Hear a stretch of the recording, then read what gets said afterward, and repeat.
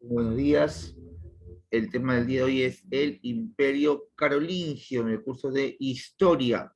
Bien, si hablamos del Imperio Carolingio, chicos, hablamos de un imperio que se localiza en Europa, específicamente en Francia. Bien, cuando aún no existía el país de Francia, sino el territorio conocido como Aquisgrán. Bien, Aquisgrán. El Imperio Carolingio se va a formar a raíz de un reino llamado el Reino Franco. Este Reino Franco, que sería uno de los reinos creados por Clodión el Melenudo, llegaría al territorio de las Galias, con estos hombres que así mismo se llamaban francos. Y hay que conocer y hay que saber que etimológicamente Franco significa hombre libre y atrevido. ¿Bien? Hombre libre y atrevido, ese es el significado de la palabra franco. ¿Bien? Fueron guerreros corpulentos de tez blanca, ojos azules, con el cabello rapado por delante y largo por detrás. Son algunas de sus características físicas, bueno, de aquel tiempo, ¿no? Sabemos que los franceses de la actualidad también son hombres altos, tez blanca, ojos claros, pero no siempre se les reconoció por su talla, ¿no? Si tú te vas ahora a Europa, ves a los franceses que son personas que miden todos, o la gran mayoría, más de 1,80 m, ¿no? Gente muy alta. Pero es una característica que se ha dado a lo largo de los años, ¿no? Se conoce también de personajes francos que justamente destacan por su talla pequeña, ¿no? Tenemos a dos hombres muy importantes en la historia de Francia y son recordados justamente por esta característica, la talla pequeña. No sé qué talla seas tú, de repente tú mides 1,60 m, 1,5 m, de repente menos. Bien. Pero recordemos, por ejemplo, a Pipino el Breve, ¿no? Se sabe que su promedio en talla era muy corta, al igual que Napoleón Bonaparte. De él sí se sabe que medía 1,62 m. Bien, y para ser un militar, 1,62 m es bastante, pero bastante corto. Algo similar era la medida de Pipino el Breve. Sin embargo, van a ser los hombres más importantes dentro de la historia francesa. Bien, ahora vamos a hablar de Pipino el Breve, quien es el hombre que va a fundar la dinastía carolingia. Dinastía carolingia. Bien, si hablamos de fundación del Imperio Carolingio y fundación de la dinastía carolingia, no es lo mismo, porque antes de crear el imperio se crea la dinastía. La dinastía la forma Pipino y lo hace en honor a su padre llamado Carlos Martel.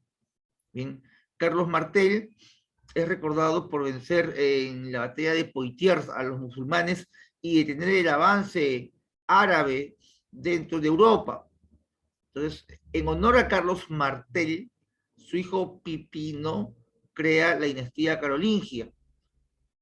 Y luego el hijo de Pipino, Carlos, es apodado Carlos el Magnífico o Carlo Magno. Y Carlo Magno es el que funda el Imperio Carolingio. Quiero hacer la acotación, quiero que si deseas tú mismo lo apuntes, tú no lo olvides, que no es lo mismo Carlo Magno que Alejandro Magno. Veo varios jóvenes que a lo largo de su formación suelen confundirse, sobre todo en los exámenes.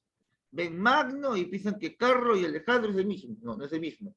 Alejandro Magno es del periodo griego, edad antigua, mientras que Carlo Magno es de la Edad Media. Bien, Carlo Magno es francés, Alejandro Magno es griego. Bien, vamos a comenzar la clase con esos pequeños datos que es importante no poder olvidar. Aquí una imagen de Expones, nuestro amigo Carlos Martel, ¿no? Recordado por su heroísmo y su valentía frente a los musulmanes. Carlos Martel menciona que es duque de Austrasia, vence después de 7 días a los musulmanes en la batalla de Poitiers. En la batalla de Poitiers es vencido el musulmán Abderramán. En su época el rey merovingio era Thierry IV. Bien, luego de Carlos Martel viene Pipino el Breve, de familia Geristal, hijo de Carlos Martel. Recordemos el siguiente dato, estimado estudiante. Acá hablamos que el rey merovingio era Thierry IV. También hemos hablado que el reino franco se localiza en Francia y descienden obviamente de los francos. Dentro de los francos hubieron varios reyes, dentro de los francos. Entre los francos destaca un rey llamado Meroveo. Meroveo. Se dice que es hijo de Clodoveo. Meroveo tiene grandes obras y se le atribuye la creación de la dinastía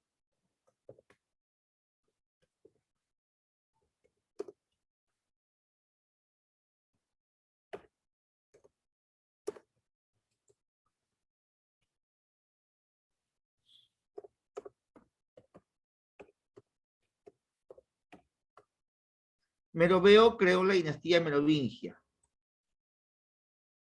Bien. Pero también se sabe que los merovingios son apodados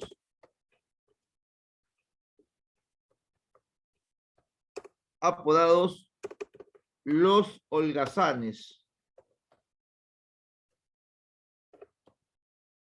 Son apodados los holgazanes. A ver, vamos a jalar esto por acá.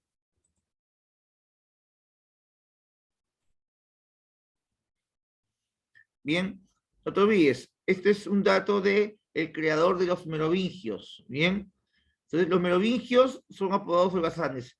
En cualquier tipo de examen de admisión o si hablamos de cultura general, y si te pregunta acerca del rey Meroveo y su descendencia, llamado los merovingios, apodados los holgazanes, aquí hay que recordar a dos reyes, el nombre de dos reyes.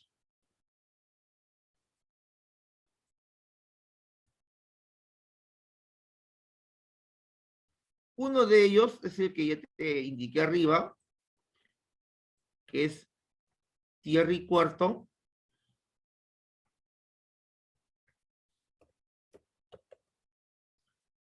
Thierry IV. Y otro holgazán importante es Childerico III.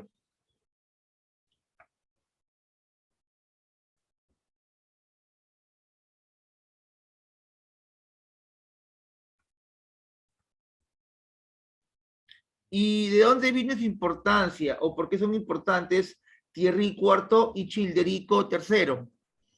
La importancia de ambos individuos proviene en lo siguiente, que durante el gobierno de Thierry IV se da la batalla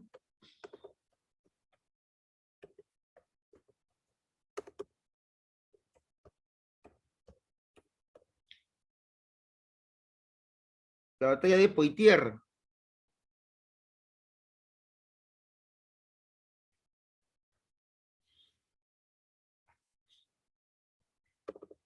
La batalla de Poitiers. Y la importancia de Childerico III es que él es el último rey holgazán. Ahí viene su importancia.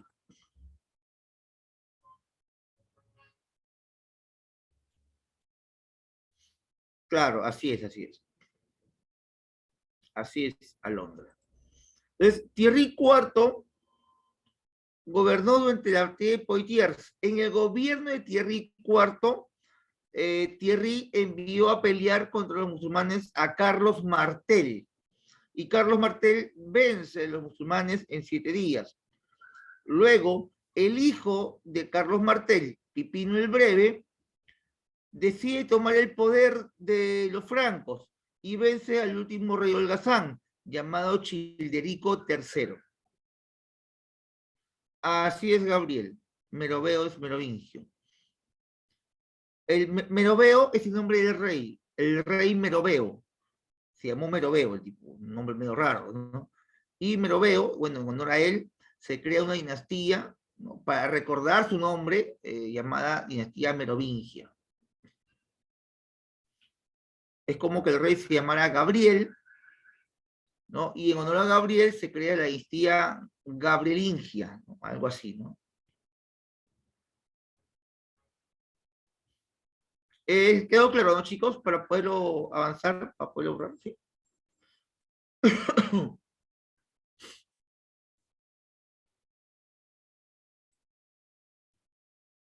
Siu, siu, siu. Listo, avanzamos.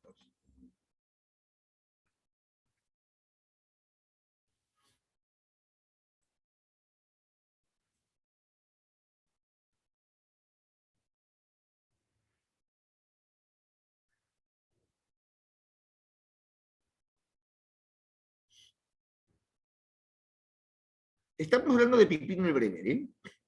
Pipino el Breve destronó al último rey holgazán de la dinastía de los merovingios, llamado Childerico III, dando inicio a la dinastía carolingia en honor a Carlos Martel. Fue reconocido como rey por el Papa Zacarías en el año 751. En el año 751. Al año siguiente, Pipino convocó a una asamblea de nobles en la ciudad de Soissons, haciéndose proclamar rey de los francos. Posteriormente es consagrado solemnemente por el Pacto de Jersey, por el Papa Esteban. Aquí hay dos papas importantes, chicos, ¿ya? Los datos aquí, que recordar, siempre te hago hincapié, es el Papa Zacarías y el Papa Esteban. Acá hay dos papas, ¿bien? A lo largo del curso de historia vamos a ver el nombre de varios papas que destacan por algún hecho o algún suceso que destaca en la historia, pues, ¿no? Zacarías, el Papa Zacarías, es recordado porque ayuda a Pipino el Breve a expulsar al último rey holgazán. Entonces, ¿qué papa, si te preguntara, ¿no? ¿Qué papa ayudó a sacar a Childerico III del poder? Si te pregunto, ¿qué papa ayudó a sacar a Childerico? Recuerda a Zacarías. Entonces, Pipino el Breve sacaría del poder a Childerico con la ayuda del Papa Zacarías. ¿Sí? Y en agradecimiento a ese gesto por parte de la Iglesia Católica, Pipino le hace un obsequio posteriormente, 3 años después, al otro papa que ya estaba en vigencia, llamado Esteban II. A Esteban II se le va a obsequiar territorios, tierras conquistadas por los francos en la península itálica. A Esteban se le va a entregar el exarcado territorio llamado Ravenna, dentro de Roma, bien, lo que podríamos conocer como el Vaticano actualmente. El territorio que el Papa Esteban recibe por parte de Pipino va a ser llamado posteriormente, en el año 755, como Estado Pontificio. En la actualidad existen los estados pontificios formados justamente por las ciudades del Vaticano.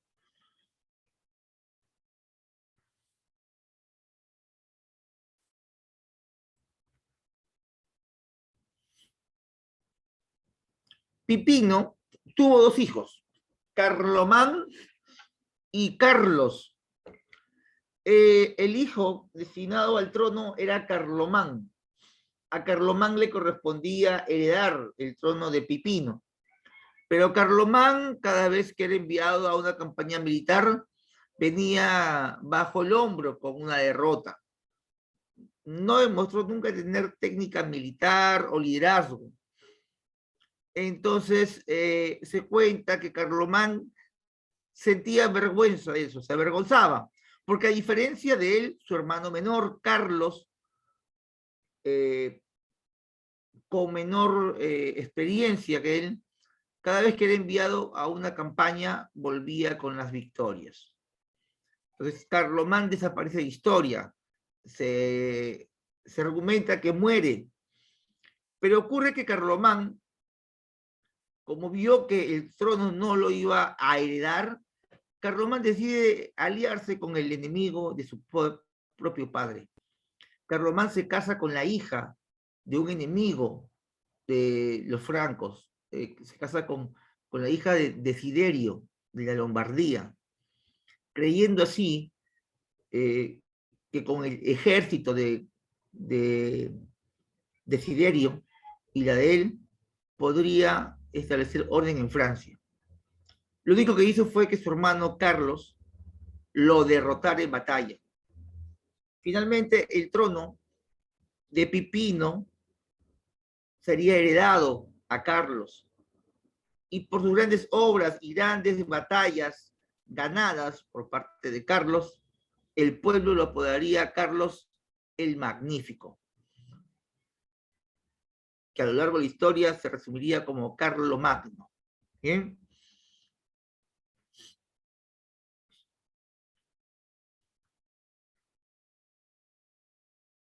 Bien, vamos a guardar esto un segundito.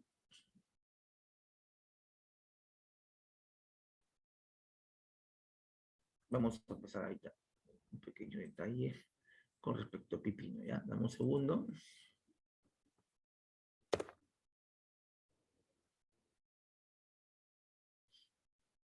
Entonces, así se inicia, chicos, lo que vendría a ser ya el imperio, ¿no? Con la llegada de Carlomagno al poder, se sabe que él fue coronado un 25 de diciembre del año 800. Vamos a complementar lo que es la historia de Pipino el Breve.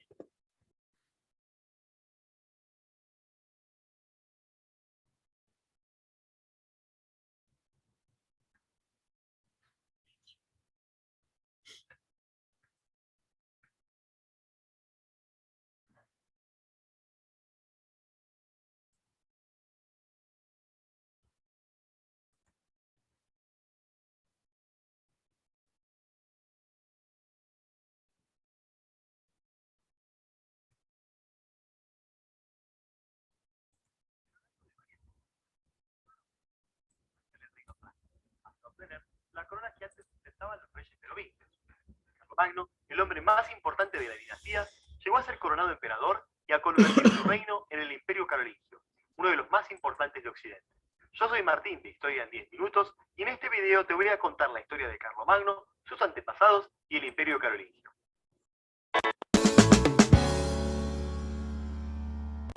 Carlomagno fue uno de los reyes más importantes de la Edad Media, y a él se debe la creación del Imperio Carolingio, el cual veremos enseguida con detalle.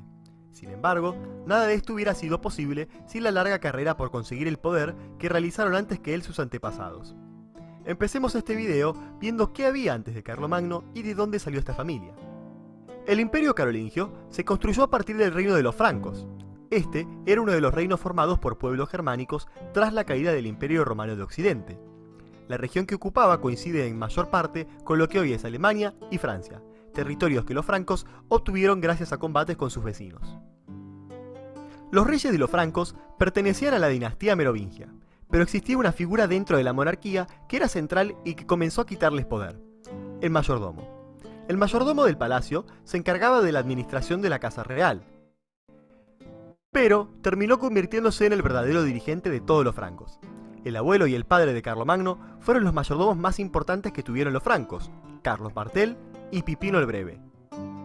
Carlos Martel, apodado El Martillo, es conocido principalmente por haber derrotado a los musulmanes en la batalla de Poitiers en el año 732. Esta batalla es considerada por muchos como una de las más importantes en la historia, ya que en ella fueron derrotados los musulmanes, quienes venían de conquistar la mayor parte de la península ibérica. Sin este freno, es difícil saber cuánto más se hubiese expandido el Islam en Europa. Pipino el Breve, el padre de Carlomagno, fue quien terminó con la dinastía merovingia en el año 751. Pipino derrocó mediante un golpe de estado al último rey merovingio, Childerico III, al cual se lo encerró en un convento. Tras esto, fue coronado rey de los francos con la aprobación del Papa, lo cual estrechó en gran medida las relaciones entre el rey carolingio y el jefe de la cristiandad. Poco tiempo después, el Papa Esteban II se encontraba amenazado por los lombardos. Este reino amenazaba con tomar la ciudad de Roma, lo que hizo que el Papa llamase tanto a Pipino como al emperador romano de Oriente para que lo defendiesen frente a los lombardos. Sería Pipino quien responda al llamado del Papa. Y a cambio de esto, el Papa no solo volvió a reconocer a Pipino como el rey de los francos, sino que también a sus hijos, Carlomán y Carlos. Sería este último quien luego obtendría el apodo de Carlomagno o Carlos el Grande. Pipino juró defender los territorios del Papa y regresar a aquellos que sus enemigos tomasen. Los carolingios fueron declarados entonces como la familia elegida por Dios para gobernar a los francos.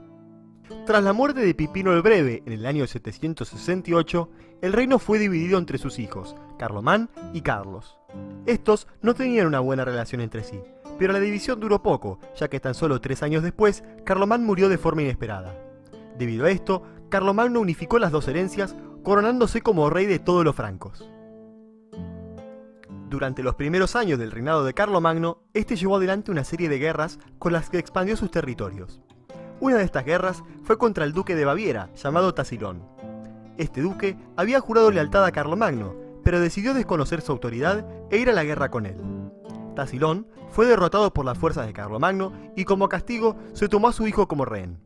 Pero esto no evitó que Tasilón volviese a levantarse poco tiempo después, declarando que si tuviese 10 hijos más, no dudaría en sacrificarlos a todos antes de subyugarse al poder de Carlos. Y este es solo uno de los ejemplos. En pantalla pueden ver hasta qué punto llegaban las fronteras del Imperio Carolingio. Carlos entonces continuó sometiendo territorios como Sajonia y Frisia. También derrotó a los avaros y a uno de los pueblos más importantes de la región, los lombardos. Carlomagno se enfrentó a Desiderio, el rey de los lombardos, para cumplir la promesa que había hecho su padre de defender los territorios papales. Tras vencerlo definitivamente, se proclamó a sí mismo como el rey de los lombardos en el año 774. Su relación con el Papa sería clave en su ascenso a emperador, ya que solo éste podía otorgarle este título. Al convertirse en el principal hombre de Occidente, Carlos comenzó a intervenir dentro de los conflictos de Italia.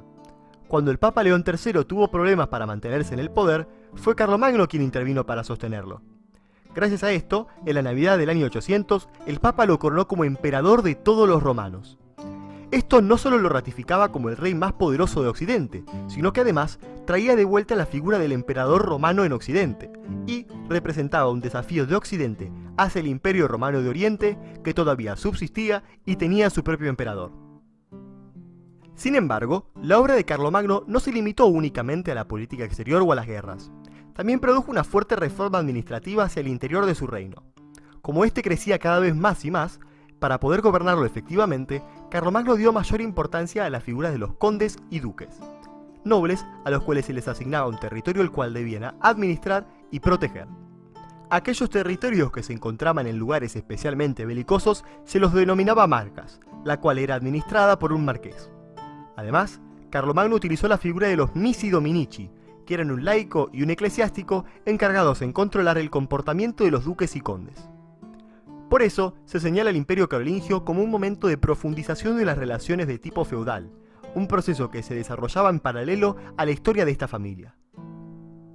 Los intereses de Carlomagno alcanzaban también los asuntos religiosos, donde buscó controlar al clero para mantener la moralidad, la disciplina y además asegurarse de que no predicasen falsas escrituras ni tuvieran errores litúrgicos. Además, en este gobierno se habla del renacimiento carolingio, ya que fomentó las artes, las letras y los estudios jurídicos y religiosos de la mano de monjes bien formados que trajo de otros reinos, como fue el caso del Cuino de York. Pero en el año 814, Carlomagno murió. ¿Qué sucedió entonces con su imperio? Su hijo, a quien podemos encontrar como Luis el Piadoso o Ludovico Pío, se convirtió en rey. Pero Ludovico no era su padre. Se le hizo muy difícil gobernar un territorio tan extenso que además se encontraba bajo el ataque de pueblos como los vikingos, los húngaros y los sarracenos musulmanes.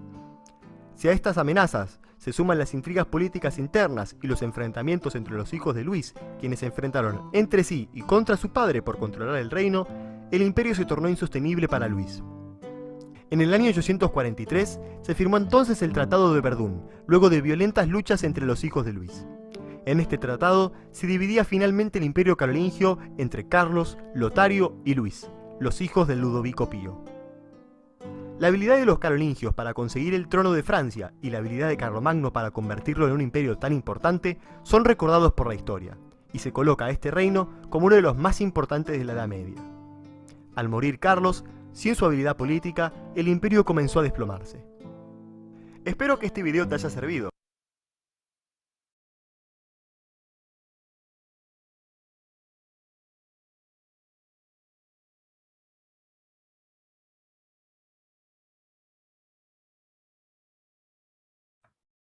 Bien, así como menciona el video, ¿no? El territorio que va a abarcar el Imperio Carolingio vendría a ser parte del territorio actual, bueno, casi todo el territorio actual de Francia y parte de lo que sería Alemania, ¿no? Y hasta el sur, llegando incluso a lo que es la península itálica.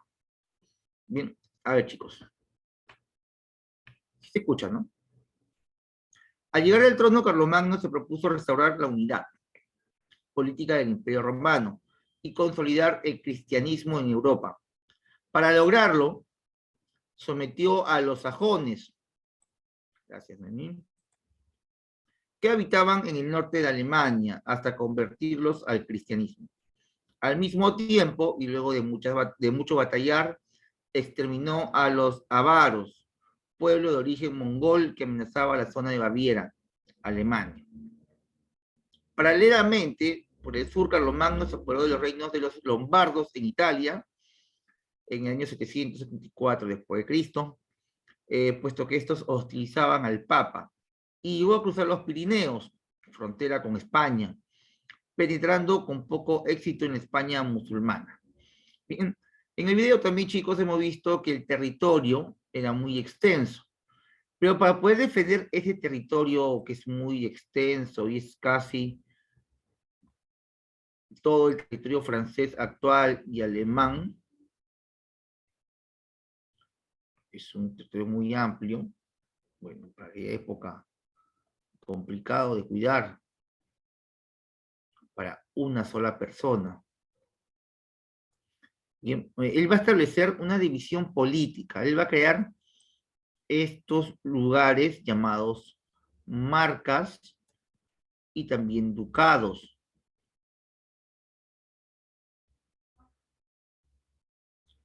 Las marcas son provincias fronterizas.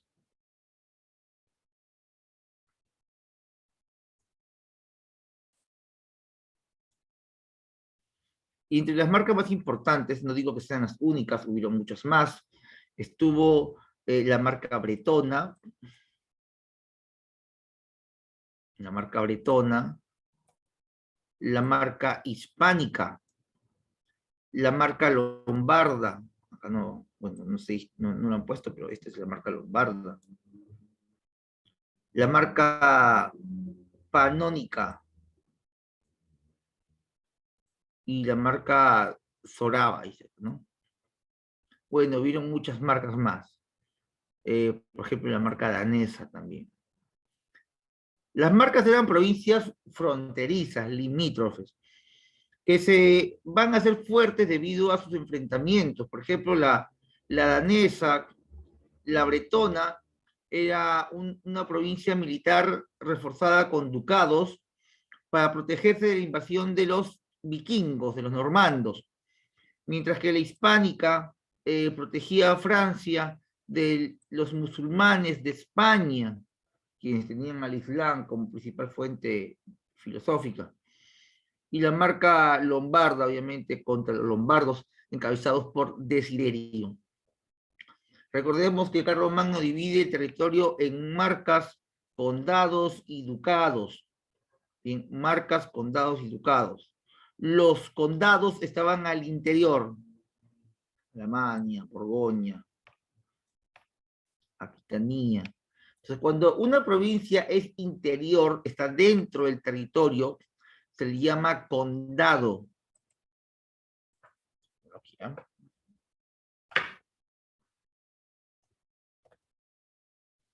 Condado, esto es una provincia interior. Luego está la marca.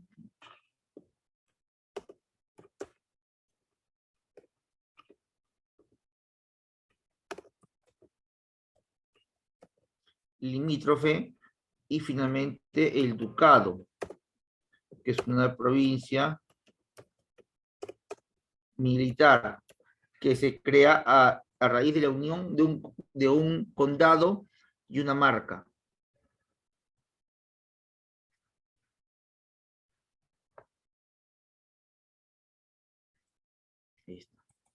¿Quién gobernaba en un condado? Si bien es cierto, el emperador era nuestro amigo Carlomagno, pero Carlomagno va a dejar el poder o le va a otorgar, ¿no?, la batuta al conde, mientras que en la marca gobernaba el marqués, en el ducado el duque.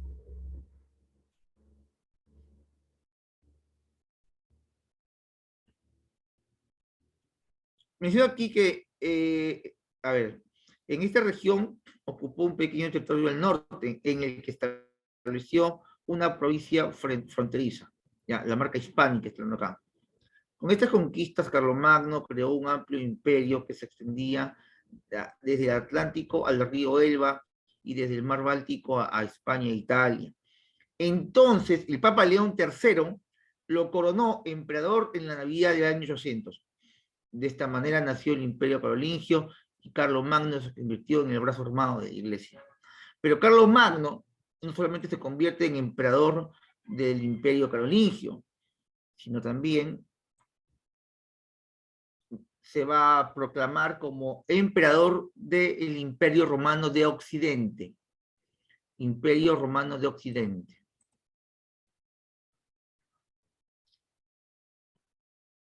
Vemos aquí algunas relaciones, dice aquí el Renacimiento carolingio. Otros elementos de la dominación política de Carlomagno fue la cultura. En esos tiempos era difícil encontrar a alguien que supiera leer y escribir. El propio Carlomagno se comenta que era analfabeto. Por esta razón, el emperador impulsó la apertura de escuelas para la formación de funcionarios públicos y religiosos. Una de ellas fue la famosa Escuela Palatina. La Escuela Palatina, chicos, se crea dentro del Palacio de Aquisgrán. Recuerda que Aquisgrán es la capital del Imperio Carolingio. En esta escuela de Aquisgrán se destinó una enseñanza para funcionarios del Estado. No es que aquí alguien nazca en el campo y si desea se convierte en funcionario del imperio, sino tú tenías que nacer en una familia noble y a raíz de tu nobleza se te invitaba a estudiar con la participación de tus padres, con su participación económica, en una escuela para que tú puedas continuar con las funciones públicas. Esta escuela de aquel tiempo es la Escuela Palatina, solamente para los nobles que estaban apuntando a seguir en el gobierno, como ahora, ¿no? Si quieres tú estar en las altas esferas del poder, lo normal es que estudies en un colegio particular, de paga, ¿no? Y continuar de repente el legado de la familia. No siempre es así, hay gente que sale desde lo bajo, ¿no? Pero bueno, la política peruana es una política muy rara. Dice que también se fundaron escuelas de la iglesia y en los monasterios que llegaron a conformar importantes bibliotecas, en las cuales el mundo occidental conservó una gran parte de la tradición cultural latina. A ver, los latinos, la cultura latina va a ser conservada gracias a estas escuelas. Hay tres tipos de escuelas. Carlomagno nos deja la escuela palatina para los nobles, la escuela parroquial para el pueblo y conventual para el clero, siendo la escuela conventual el lugar donde guardarían las 7 artes liberales, el trivium y el quadrivium, que son cursos que se llevaban dentro de las carreras como el derecho, la medicina o la economía. que son las primeras carreras que se estudian en Europa. Bien, en las escuelas mayores, o simplemente, como dice aquí, en las escuelas palatinas o conventuales, llamadas también mayores. Aquí en este recuadro menciona que el emperador designaba a dos personas como Missi Dominicis, ojos y oídos del emperador. Los nombra, ojos y oídos, para que lo ayuden a ver todo lo que ocurre en su vasto territorio. Este era un cargo de confianza, basado en la fidelidad. En la Edad Media vamos a ver bastante este término, ¿no? De fidelidad, de juramentos. Este Missi Dominici, que eran dos, van a controlar las actividades de los nobles, aristócratas y los obispos, quienes también tenían un pacto de fidelidad con Carlomagno y el imperio. Bien. Estos nobles y obispos eran a su vez vasallos de la corona, eran vasallos del emperador, pero estos vasallos, como nobles y obispos, tenían a su vez otros vasallos de menor rango, quienes son los siervos y hombres libres. Bien.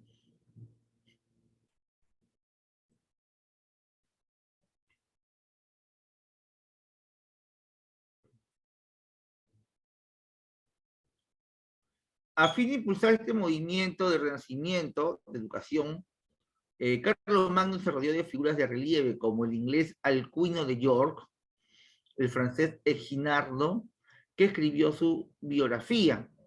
También se preocupó por las artes, mandó construir numerosas iglesias que imitaron el estilo romano y bizantino, como por ejemplo la capilla del Palacio de Aquisgrán. El denominado Renacimiento carolingio produjo una serie de obras que forjaron el fundamento cultural de la Edad Media. Sin embargo, a pesar de su importancia, este renacimiento solo afectó a un número muy limitado de personas. La educación no era para todos, pues, ¿no? Era un grupo mínimo. Bien, hablamos de la escuela palatina, ¿no? La escuela que era para los nobles, donde se enseñaba a aquellas personas que iban a gobernar. Menciona que la escuela palatina era un centro de estudios científicos y literarios.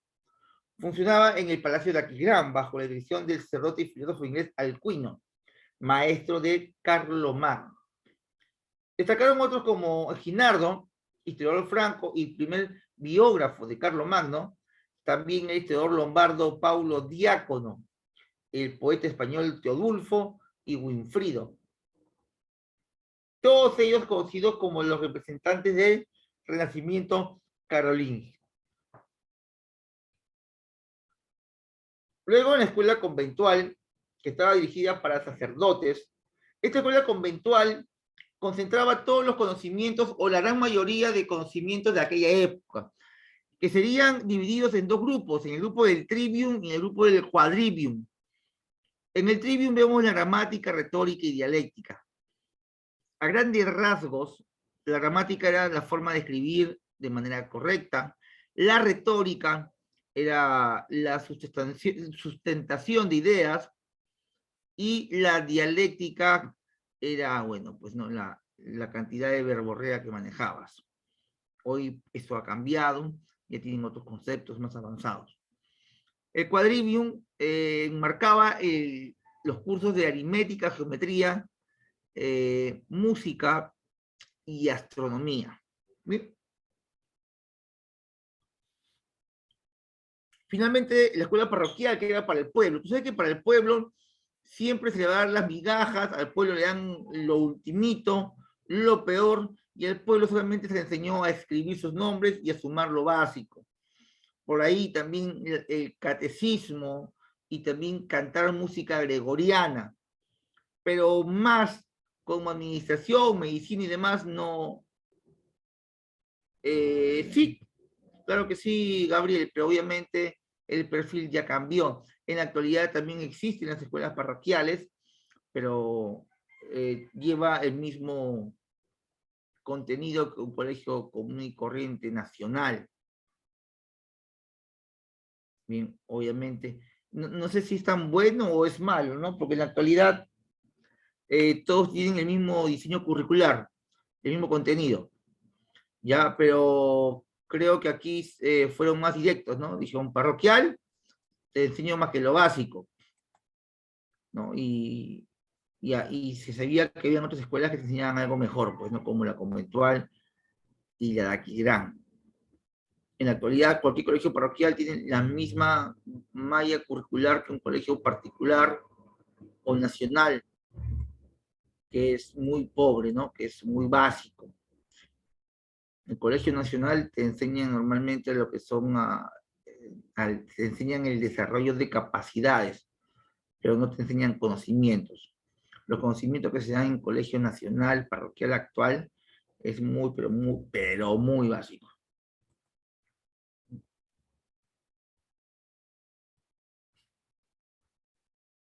Bien, vemos el desmembramiento del Imperio Carolingio. Carlomagno muere el 28 de enero del año 814. Lo sucede en el trono su hijo, Ludovico Pío. En el año 841, sus menores hijos, ¿no? Luis y Carlos, se unen contra Lotario, venciéndolo en la batalla de Fontenay. La pregunta del millón es: ¿con qué hecho se termina el Imperio Carolingio?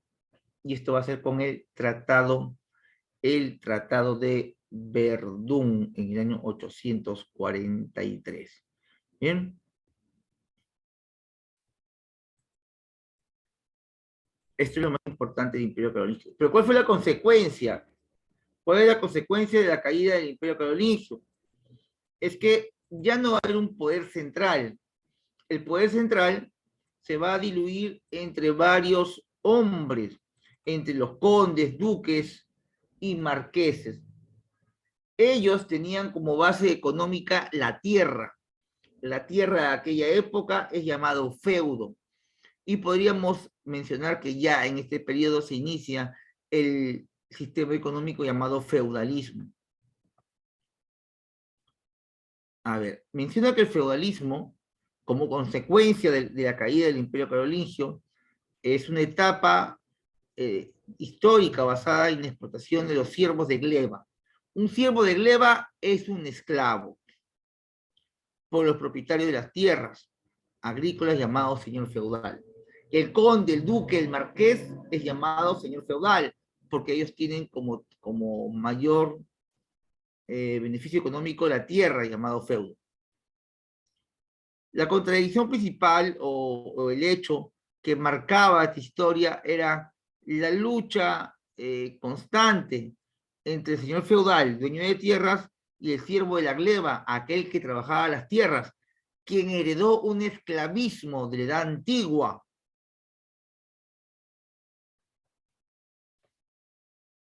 Entre sus principales características feudales, vamos a ver, estimados estudiantes, que la agricultura es la principal actividad económica. Y la principal no quiere decir que sea la única. También hubo ganadería, comercio, entre otros. ¿Bien? En este periodo de producción se crean impuestos para poder, ¿no?, beneficiar al Estado. Vemos la corvea, el censo, la talla, la banalidad, la pernada, el diezmo, la primicia y la indulgencia. Profe, ¿visto qué es indulgencia? A ver, ¿qué es una indulgencia? La indulgencia es un documento que acredite el perdón de tus pecados. Se puede interpretar como el pago por el perdón o la absolución de los pecados, que provocaría más adelante la división de la Iglesia Católica, ¿no?, con los protestantes. Luego está la primicia, que es la primera cosecha que se da en un feudo. La primera cosecha va para el emperador, para el rey o al dueño de todo el feudo. El diezmo es el 10% de tu producción que se va para la iglesia. En aquel tiempo aún no existían varias iglesias cristianas, solamente una, que era la católica. La pernada era la primera noche de la novia con el dueño del feudo. Si María se casaba con Juan, y ambos eran siervos en un feudo, si ellos se casaban, bueno, el dueño del feudo, tenía derecho a pasar la noche con la novia. ¿Imaginas? Feo, ¿no? Y hay más impuestos, más que, bueno, ahí está el concepto.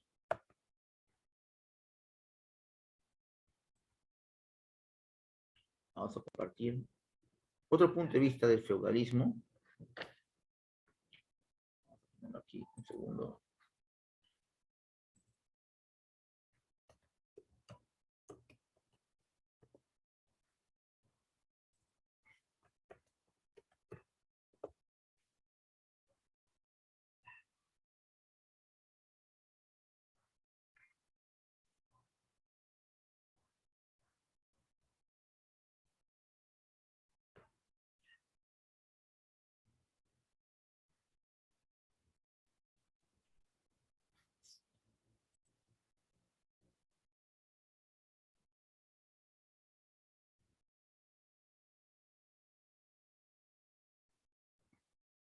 feudal, el campesino tenía prohibido contraer matrimonio fuera del feudo.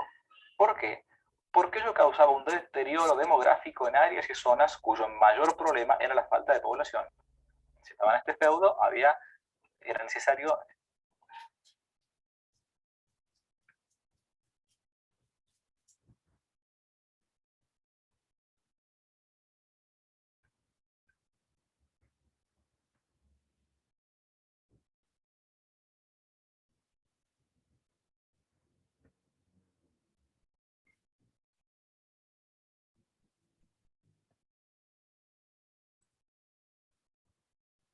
Un segundito, chicos.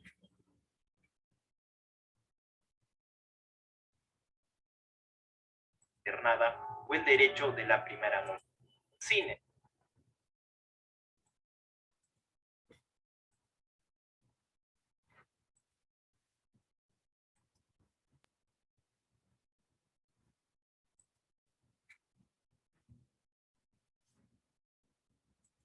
La literatura y los poemas han resaltado con mayor importancia el derecho de pernada o el derecho de la primera noche, con el fin de desacreditar a los señores feudales y pintar a la edad medieval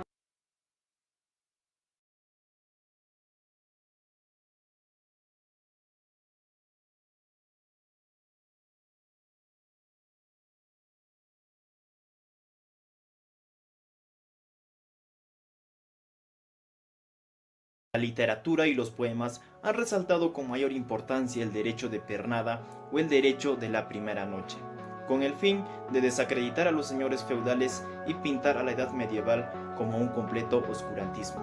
Y sí, muchos estarán diciendo de que la Edad Media sí fue oscurantismo, pero no es tal como nos contaron. Algunas cosas son falsas, tal es el caso del derecho de pernada. El derecho de pernada, en latín ius prima noctis, se conceptúa como el derecho del señor feudal de compartir el lecho de la mujer en su primera noche de matrimonio. Si son fans de las películas de Mel Gibson, se puede ver esto en su película Braveheart. El hecho es que el derecho de la pernada carece de sustento documentario, resultando así ser un mito.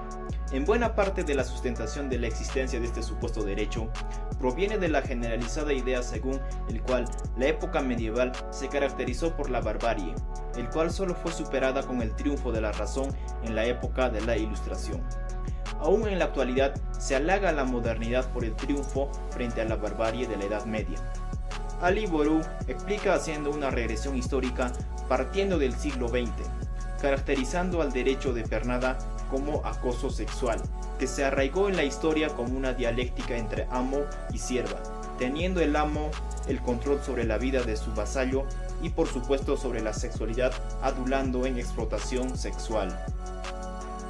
En el siglo XIX, la corriente liberal cree firmemente en la existencia del derecho de pernada, como una explotación bárbara de los amos a sus siervas, aunque ni ellos mismos estaban totalmente convencidos de la veracidad de sus argumentos.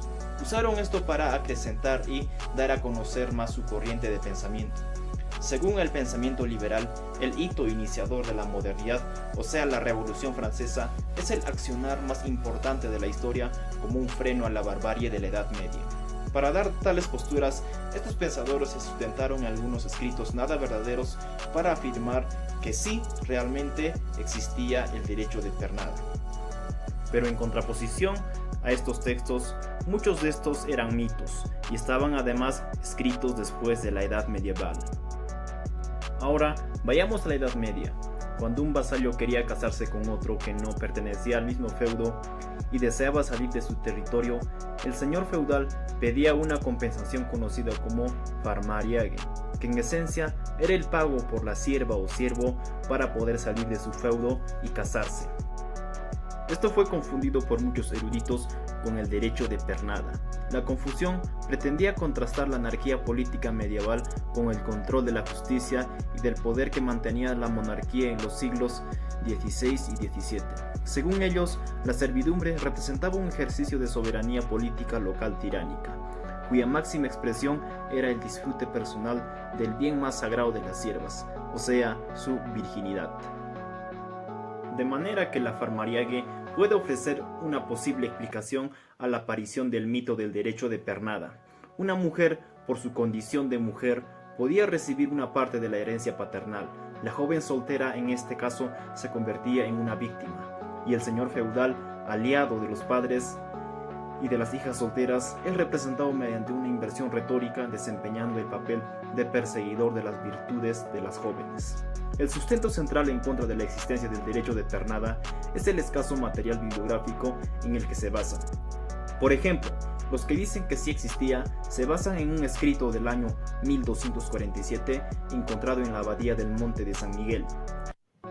El texto no muestra la existencia del prima noctis, sino que resulta ser una ficción satírica. Los monjes de la abadía escribieron este texto con el fin de denunciar y protestar en contra de un señorío laico que estaba quitando territorios en aldeas cercanas, y por tanto los monjes indicaban de que era mejor ser gobernados por un señor monástico que por uno laico. La sátira en este caso consiste en que los monjes acusan a los laicos de practicar el derecho de pernada y con ello producen el espectro de la barbarie laica. En tal caso, el escrito era una propaganda en contra de la expansión del gobierno laico que supuestamente haría abusos en las hijas de los campesinos y que ellos jamás lo harían por su condición de monjes, pues supuestamente mantenían su voto de castidad. Todas las fuentes que se hallaron no muestran al derecho de pernada como una práctica común de los señores medievales, sino son denuncias en contra de tiranías. Esto fue muy bien utilizado por intereses políticos e ideológicos del siglo XIX para visibilizar la barbarie de la Edad Media. Pero con todo esto, no quiero obviar el caso de abusos sexuales de los señores feudales. Por tanto, estas violaciones no son feudales, sino han estado siempre presentes en las relaciones sociales. Otro factor que se toma como sustento de la existencia del derecho de pernada es la sentencia de Guadalupe a finales del siglo XV, en donde la monarquía catalana acuerda no acostarse con las mujeres de los campesinos. Según Carlos Barrios, aquí se describe la existencia del derecho de pernada, pero que carece de documentación, pues todos eran de fuentes orales, perdiendo así su veracidad. En la Francia medieval, el derecho de pernada pertenece al discurso de la reivindicación o de denuncia, y no al de una práctica señorial efectiva. En cuanto a la sentencia de Guadalupe, en el artículo 9 prohíbe a los señores apoderarse de las esposas de los campesinos para utilizarlos como nodrizas. El siguiente artículo declara que a los campesinos no se les puede prohibir vender los productos de su tierra. Todo lo que se tiene acá no es un derecho señorial, sino, en el peor de los casos, es un delito ya muy común que se estaba prohibiendo en la sentencia.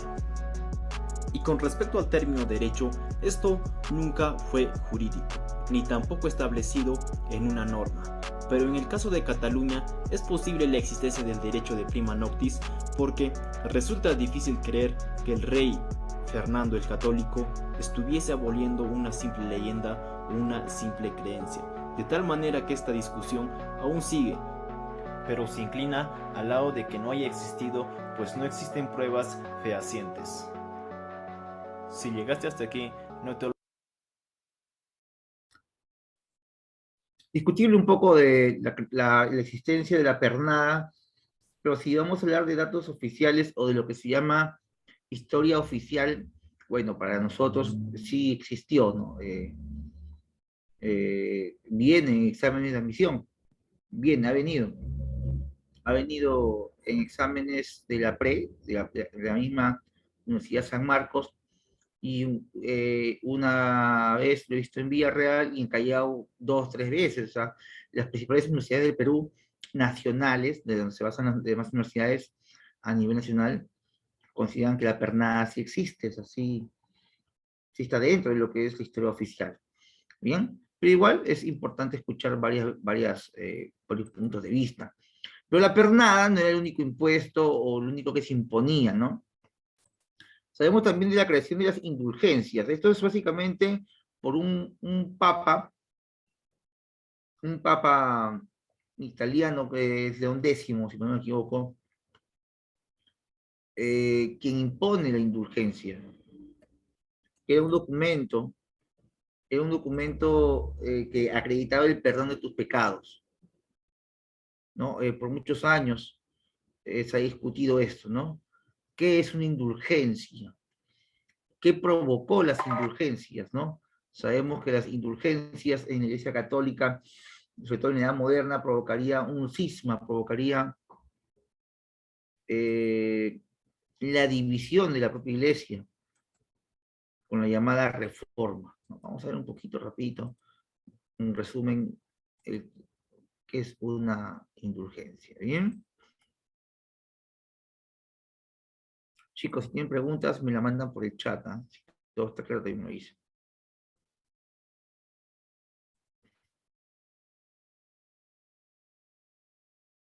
Al extremo, fin del siglo XV, principio del siglo XVI, cuando sobre todo el Papa Julio II quiere desarrollar y crear un gran edificio, lo que se va a llamar la Basílica de San Pedro. Para esa gran edificación se necesitaba muchísimo dinero. Entonces tú vienes, pagas una cifra determinada y de esta manera tus pecados serán más o menos disminuidos. Ci sono migliaia di cause di beatificazione, c'è un ministero apposta che si occupa soltanto di questo, che fattura centinaia di migliaia di euro tutti gli anni grazie a questo incredibile business. El Papa Francisco no quiere solo ser bueno, sino que se vea que es bueno. Que nadie piense que en el entregar una limosna a cambio de una bendición haya una especie de negocio, una especie de especulación como la que condenó Lutero hablando de las indulgencias, de la gente que daba limosnas a cambio de indulgencias. El Papa no quiere que se pague ni por sacramentos ni por bendiciones. Que no haya nadie que no se acerque a la Iglesia Católica porque piense que no tiene dinero. Que no haya nadie que piense que tiene que comprar la fe católica, que tiene que pagar para bautizar a su hijo o que tiene que pagar para tener una bendición del Papa. El mismo mensaje que sale en el Evangelio. Jesucristo lo decía, esto lo recibisteis gratis, hay que darlo gratis. La forma recaudatoria de la Iglesia Católica no solo se encontraría dentro de los sacramentos. ¿Qué dice la Biblia sobre el celibato y por qué esta condición es considerada por muchos especialistas como una hábil estrategia para engrosar su poderío económico? En los primeros siglos, en los monasterios, las órdenes religiosas establecieron votos de castidad, pero el clero secular, el clero que vivía en el mundo, para este clero el celibato era optativo. En realidad, este celibato se vuelve obligatorio hacia el siglo XI. Timoteo lo dice muy claro. Los obispos pueden ser casados, el cura puede ser casado. Es más, se está violando el mandato de la divinidad cuando en el Génesis dice, no es bueno que el hombre esté solo. La Iglesia, garantizándose el celibato del clero, se garantiza también que las propiedades que pueda adquirir un sacerdote o un cura, ¿verdad?, van a pasar no a una propiedad individual, sino a la corporación, ¿no? Es decir, van a pasar a la Iglesia y de esa manera la Iglesia va a ir incrementando su patrimonio. Eso fue problemas económicos, cuando se dieron cuenta que, pero eso es una estupidez, que los hijos de los sacerdotes podrían heredar los 4 ladrillos de la Iglesia. ¿Cómo se llegó entonces a la etapa moderna de los estados pontificios?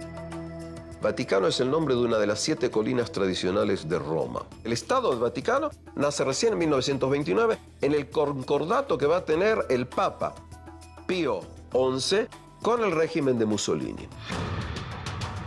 El 11 de febrero de 1929 se firman los Pactos de Letrán. Estos fueron una serie de acuerdos entre la Santa Sede y el gobierno de Mussolini.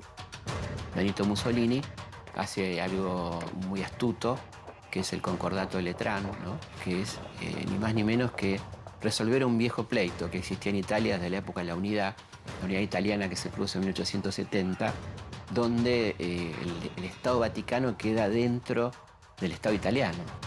¿Cuáles fueron concretamente los beneficios que consigue la Iglesia con estos tratados firmados con Mussolini? Le permiten a la Iglesia crear un Estado autónomo, un país, digamos, separado del Estado italiano, que será el Estado Vaticano.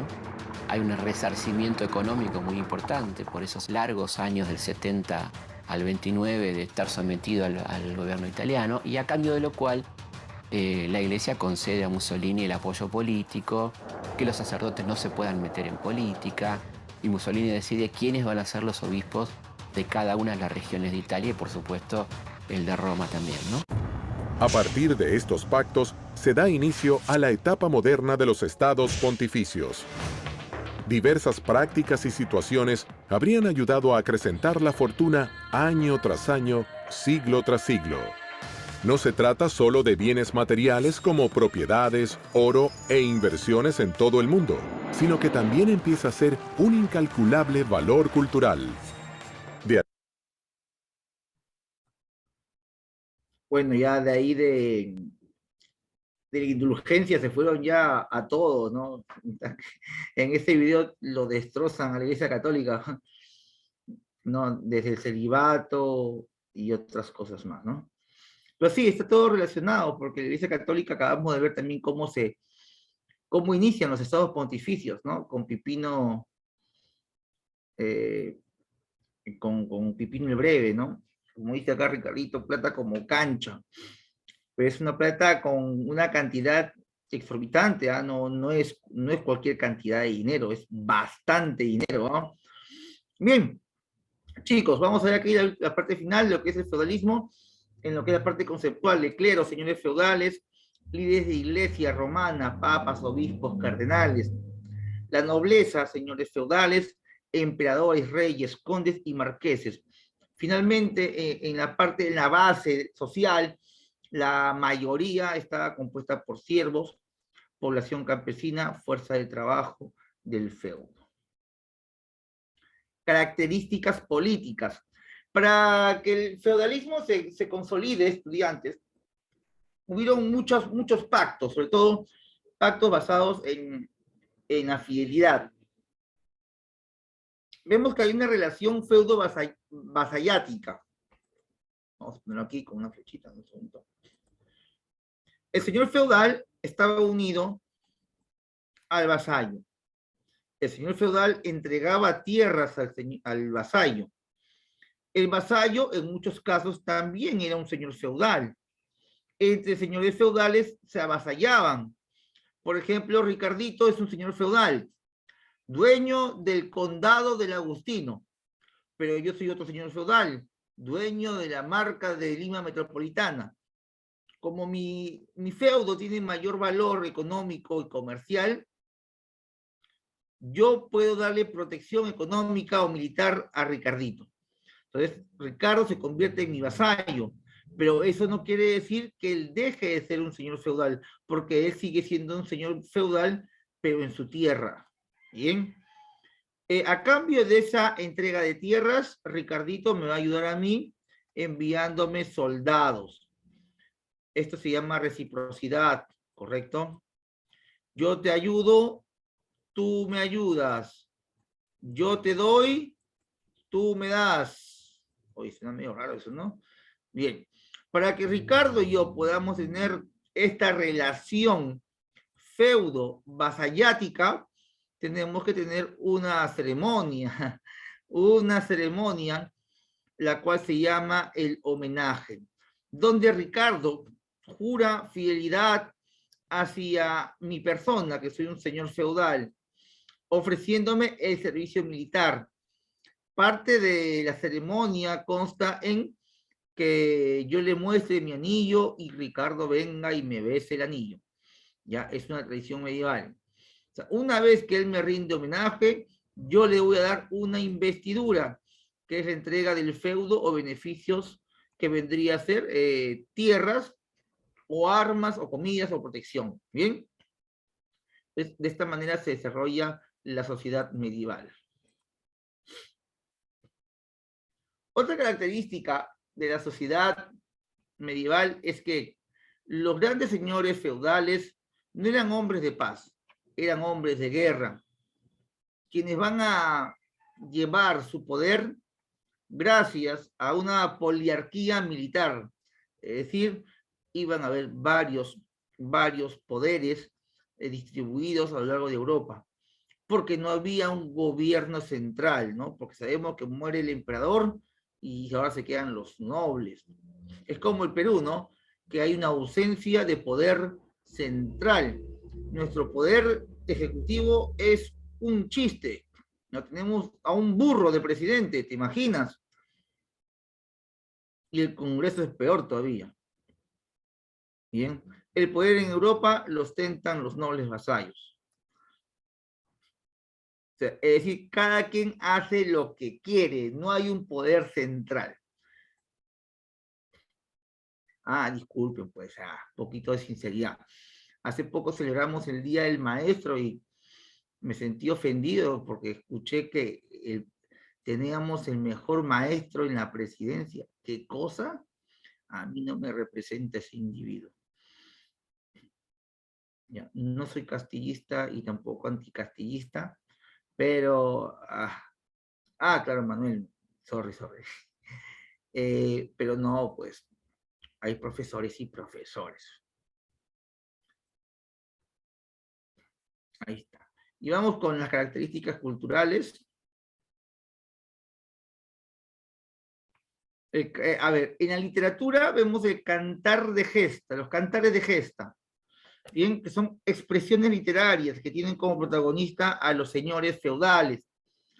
Esto es importante porque no solamente viene en historia, viene en literatura, bien. Los cantares de gesta en Europa, vemos en Francia el cantar de Rolando, cuando Carlomagno envía a pelear a su sobrino Rolando a España y pierde la vida frente a los musulmanes, el cantar de Rolando. En Alemania tenemos el cantar de los Nibelungos. En España, famosísimo el cantar del mío Cid. Luego en la arquitectura medieval tenemos dos formas de estructuras. El estilo románico y el estilo gótico. Estilo románico y estilo gótico. ¿Bien? El románico, a diferencia del gótico, el románico es sobrio. El gótico es muy decorado. El románico es italiano. El gótico es francés. El románico es sólido, columnas grandes, fuertes. Carencia de luz en la parte interna. Son monasterios oscuros. Mientras que el gótico es muy bien iluminado, con grandes ventanas, grandes vitrales, grandes puertas. Esa es la diferencia más importante. Aparecen las universidades, Oxford, París, Bolonia, entre otras.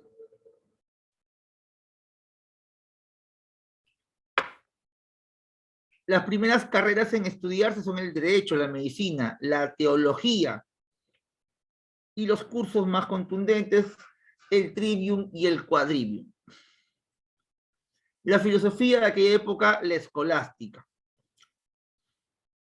que era ideología del clero feudal, que consistía en el uso de la razón en función a la fe. Representantes, Santo Tomás de Aquino y Pedro Abelardo.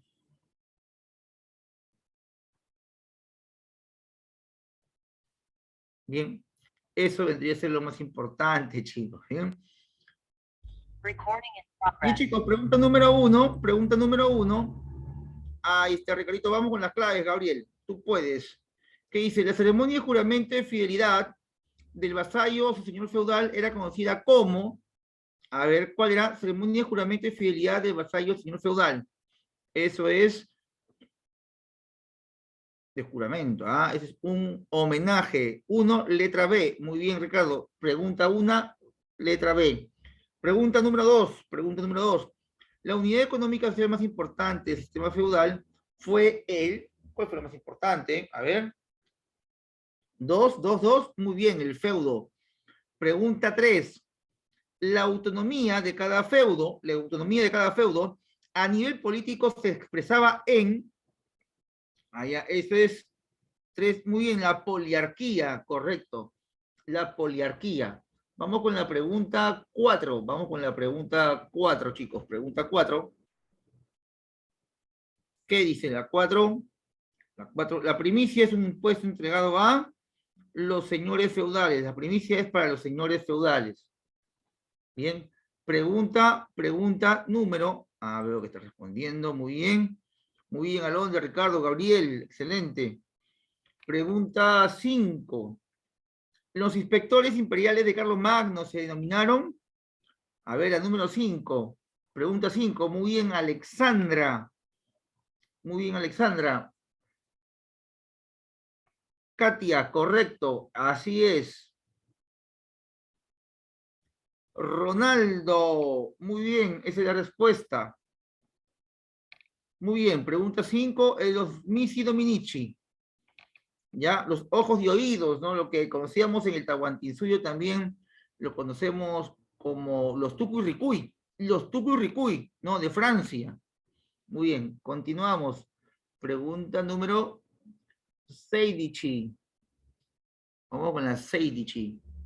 6. La dinastía merovingia fue derrocada por Pipino el Breve. ¿Quién fue su último gobernante? Esa pregunta clásica, ¿no? ¿Quién fue el último rey merovingio o último rey holgazán? Muy bien, Alondra. Alexandra, no. Ricardo, muy bien. Ronaldo, muy bien. Vamos, chicos, mande. No tengas miedo de equivocarte. Muy bien. La pregunta 6 es el último rey, último gobernante merovingio es Childerico III. ¿Bien? Último gobernante merovingio, apodado holgazán. Vamos con el nivel intermedio.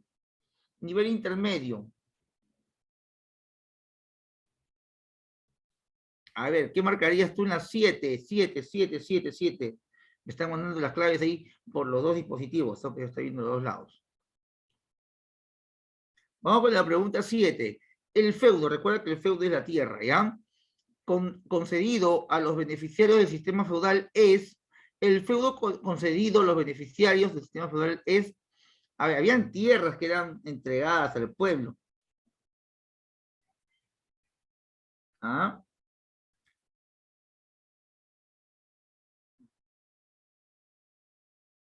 Totalmente descartada la letra E, ¿no? Muy bien, Alondra. A ver, muy bien, Ronaldo, Rubí.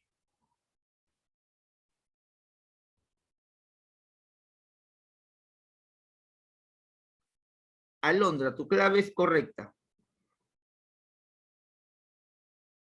Letra A. Es un bien concedido a cambio de obligaciones.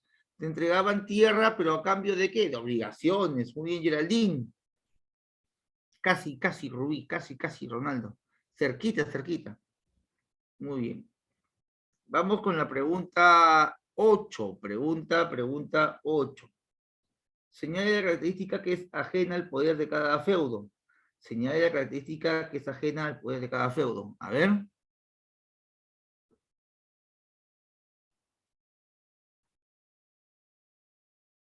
¿Los feudos decretan sus propias leyes? Sí. Cada feudo decreta su propia ley. Por eso hablamos de una autarquía. Acuñan sus propias monedas también. ¿Organizan sus ejércitos? Sí. A ver, la 8. Muy bien, Alexandra, esa es la respuesta. Ricardo, muy bien, esa es la respuesta. Ronaldo también, esa es la respuesta.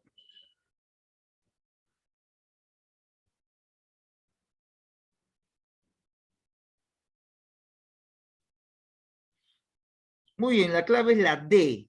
Muy bien, Karencita, cerca, cerca, estuviste cerquita. 8. Los feudos no obedecían a un poder central porque no había un poder central, se había caído la figura del emperador.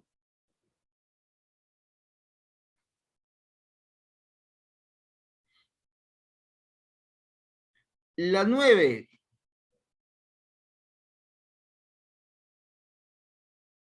La 9. Vamos, la 9. Eso es cultura general. Si no puedes, no hay problema. Si no sabes, hoy día aprendemos. 9. Muy bien, Ricardito. Esa es.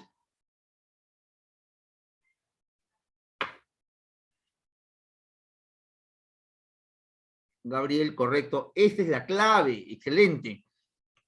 Somos 62 personas en el aula, sin contar mi otro dispositivo, 62.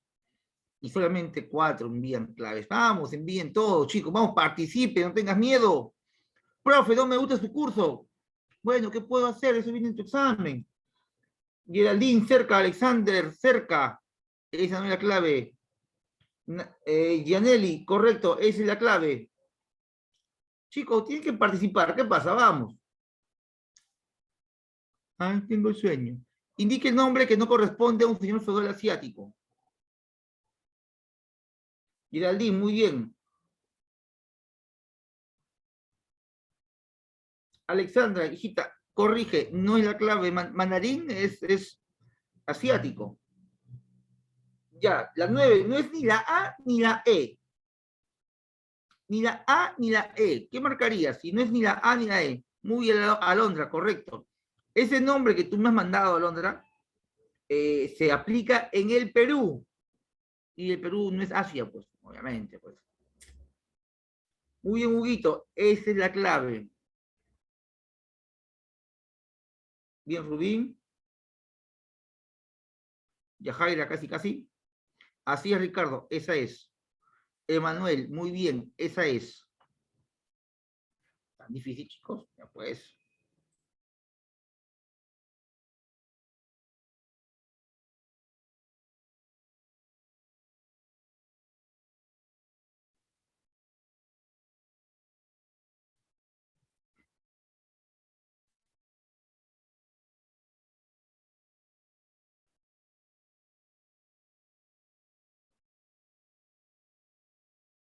Muy bien.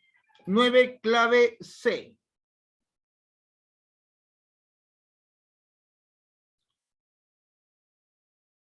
Vamos con la pregunta 10.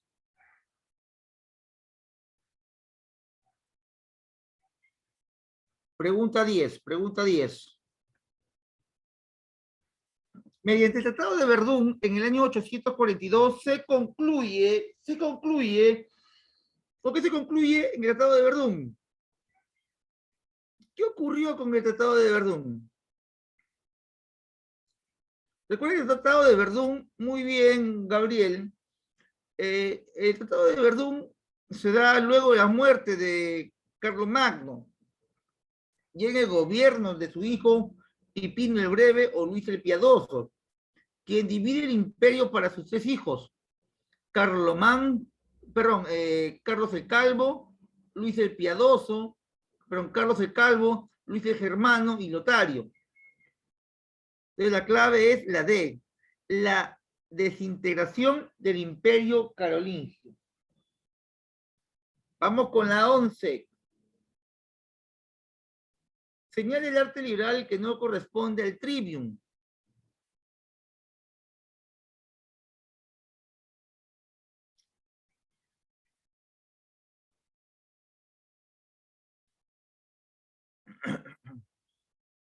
Hay 2 claves ahí.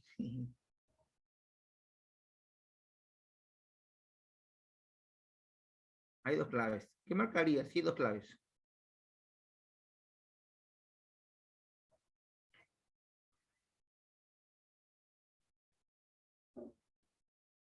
Ya vamos a marcar la letra B, ¿ya? Geometría. Porque geometría corresponde al quadrivium. Geometría corresponde al quadrivium. Quadrivium es geometría, aritmética, música y astronomía. Bien, vamos con la 12. Bueno, esto sí está fuera de lo que hemos visto hoy día. Ya, pero la 12 igual marcas la letra A. La letra A. Vamos con la 13. Ahí está, la 13 está más accesible. Pregunta 13. La Escuela Palatina Quijirán fue creada por. La Escuela Palatina Quijirán fue creada por. Carlo. ¿Magno o Martel? Ah, muy bien, Alondra, muy bien, Ricardo. Esa es la clave. Ya te confundiste, Gabriel. Vamos. Muy bien, Geraldine. Muy bien, Ronaldo. Hugo, cerquita, esa no es. No hay problema. Ya, Jaira, cerquita. No es. Muy bien, Katia, esa es. Casi. Karen, muy bien. Nacen, muy bien. Rubí, excelente. Ronaldo de Sousa, muy bien. Esa es la clave.